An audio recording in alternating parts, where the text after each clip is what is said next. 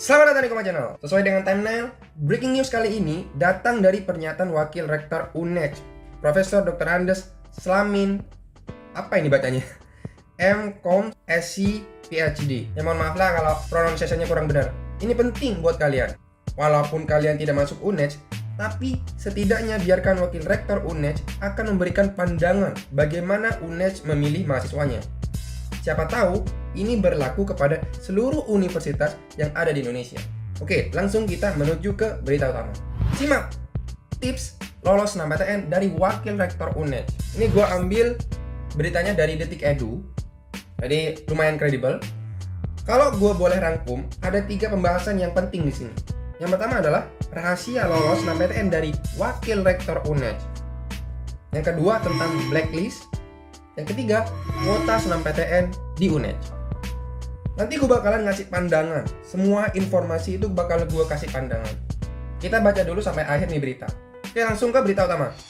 Wakil Rektor 1 Bidang Kemahasiswaan dan Alumni Universitas Jember, Slamin, melalui kegiatan Open House UNED secara daring pada Jumat 18 Februari 2022 memberikan tips agar siswa dapat lolos seleksi mahasiswa masuk perguruan tinggi negeri SNMPTN di UNED.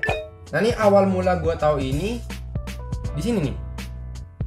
Nah, mereka membuka open house virtual pada 18 Februari 2022. Nah, ini orangnya nih.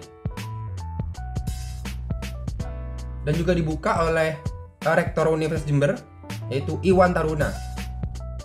Menurutnya, ada 2 hal yang harus diperhatikan oleh pendaftar. Pertama, pilih program studi sesuai dengan cita-cita dan passion Anda. Lantas jangan lupa melihat kemampuan diri Anda, baik kemampuan akademis maupun kesiapan finansial.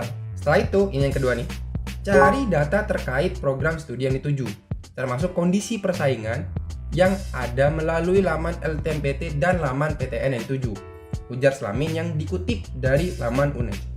Slamin juga menjelaskan agar pendaftar memperhatikan daya tampung dan program studi atau prodi yang ada di UNED. Ia mengatakan persyaratan dan daya tampung prodi sudah diunggah di laman resmi UNED. Atau kalau kalian pengen lihat ya diisi data aja di daya tampung yang dikeluarkan oleh LTMPT secara resmi. Sebagai contoh, tahun lalu peminat di Fakultas Kedokteran UNED mencapai 1014 peserta. Namun yang diterima hanya 28 orang. Artinya keketatannya mencapai 1:42. Termasuk yang paling tinggi di Indonesia, kata Slamin. Nah, yang kedua tentang blacklist sekolah. Nah, ini banyak kan dari kalian, oh kak ini gimana nih, tahun kemarin kakak kelas saya gak ngambil padahal udah dinyatakan lolos. Dia pilih ke STAN, dia pilih ke STIS, dia pilih kemana gitu.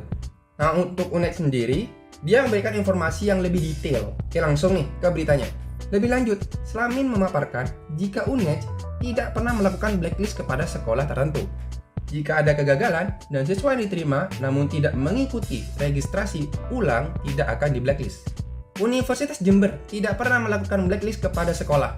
Namun jika memang ada siswa yang diterima di PTN melalui jalur SNMPTN namun tidak melakukan registrasi ulang, maka tentu menjadi rekam jejak negatif alias mengurangi, nih hanya mengurangi, garis bawah ini, mengurangi nilai komitmen sekolah yang bersangkutan, jelas Slamin. Slamin mengingatkan jika terjadi kendala saat pendaftaran SNMPTN agar menghubungi helpdesk LTMPT maupun Humas PTN. Nah, habis itu ke kuota SNMPTN di UNED. Rektor UNED Iwan Taruna menyampaikan untuk SNMPTN 2022 akan memberikan 2.372 kursi untuk mahasiswa baru.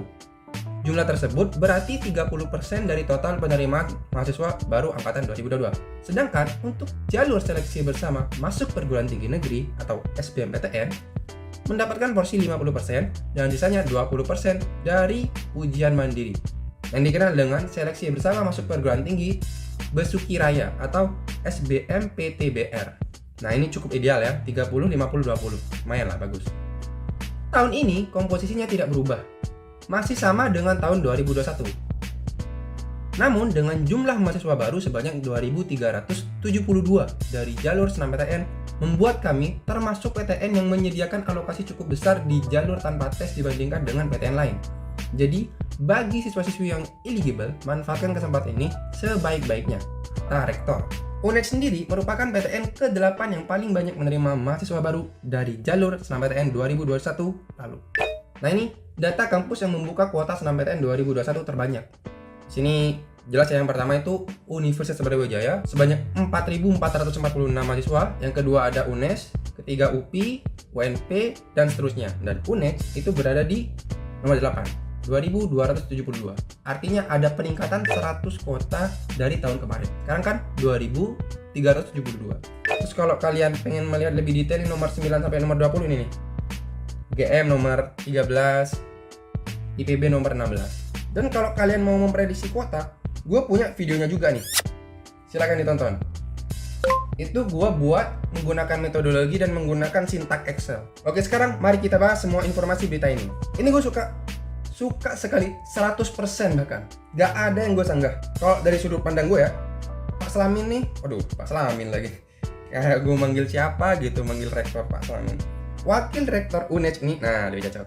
Ngasih pandangan yang gak terlalu baik. Sesuai dengan tupoksi, dan kalau kalian perhatikan, semua perkataan dari wakil rektor UNED ini juga dikatakan oleh LTMPT. Kan ada dua kan rahasianya. Yang pertama, pilih program sesuai cita-cita atau passion. Yang kedua, mencari data terkait dengan program studi yang dituju. Mungkin kalian pernah dengar konferensi pers LTMPT tanggal 3 Januari 2021 dan 12 Februari 2022. Nah, di situ banyak banget saran dari mereka supaya memilih sesuai dengan passion. Dan juga LTMPT pernah ngasih pandangan tentang blacklist dan hampir sama dengan apa yang dikatakan oleh wakil rektor UNED. Ini videonya nih. Yang penting passion.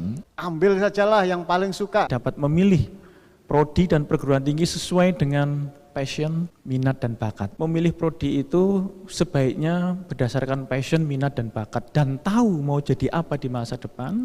Dan paham profesi masa depan itu seperti apa dan apakah bahagia atau tidak melakukan pekerjaan itu. Jadi kalau taruhlah tahun 2020 kok diterima terus tidak daftar ulang, kemudian 2021 tidak ada yang diterima, itu jangan langsung berpikir bahwa sudah di blacklist, pasti tidak akan bisa daftar. Kan juga tergantung dari tahun yang sama itu persaingannya seperti apa. Artinya sekolah-sekolah yang mendaftar, kemudian prestasi siswanya seperti apa dibanding dengan sekolah-sekolah yang sama yang memilih program studi yang sama di perguruan tinggi yang sama.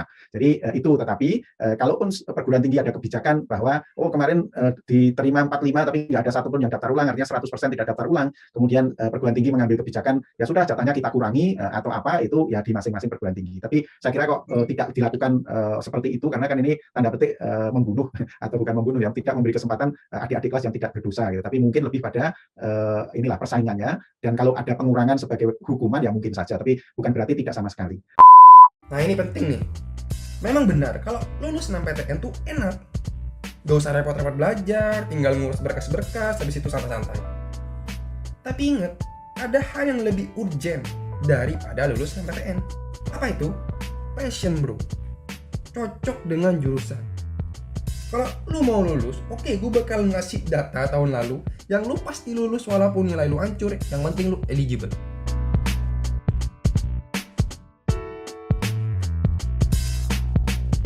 Nah, kita cari Unimed atau Universitas Medan. Nah, ini. Terus habis itu kita cari seni pertunjukan. Seni pertunjukan, oke, di Sosum, lupa, sorry. Nih, seni pertunjukan nih. Dan kalau kalian lihat nih, seni pertunjukan Unimed tahun 2019 sampai 2021 itu 100% lebih.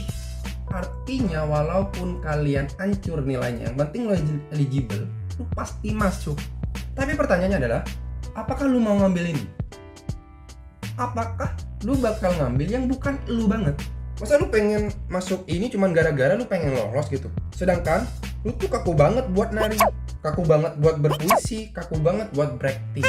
Enggak kan? Lu gak pengen ngambil ini. Kenapa? Karena itu bukan lu. Ingat, menurut data, 87% orang Indonesia salah milih jurusan. Gede banget kan? Kata gue sih mending menjadi 13%, walaupun minoritas. Ingat baik-baik, lu gak mau terjebak kan? Saran gue tetap seperti di video ini. Mimpi, sekeras-kerasnya lu pukul, sedalam-dalamnya lu kubur, dia hanya akan pingsan dan akan bangkit di masa tua dalam bentuk penyesalan. Jadi, Sekali lagi gue bilang, kejar mimpi lu sesusah apapun itu. Gue juga melakukan hal yang sama nih. Sebagai bentuk apresiasi gue kepada Rektor UNEJ ini, karena gue 100% setuju dengan pendapatnya, tidak ada sanggahan, gue bakal nge-follow UNEJ Jember. Dan jangan lupa, ini sebenarnya promosi buat Instagram gue. Silahkan di follow juga ya guys. Soalnya masih dikit guys, 32 followers. Ya mungkin cukup sekian dari gue, semoga bermanfaat, dan jangan lupa like, comment, subscribe, and share. Siapa tahu teman kalian ada yang pengen masuk UNEJ. Kasih tahu informasi ini supaya dia dapat pencerahan. Terima kasih.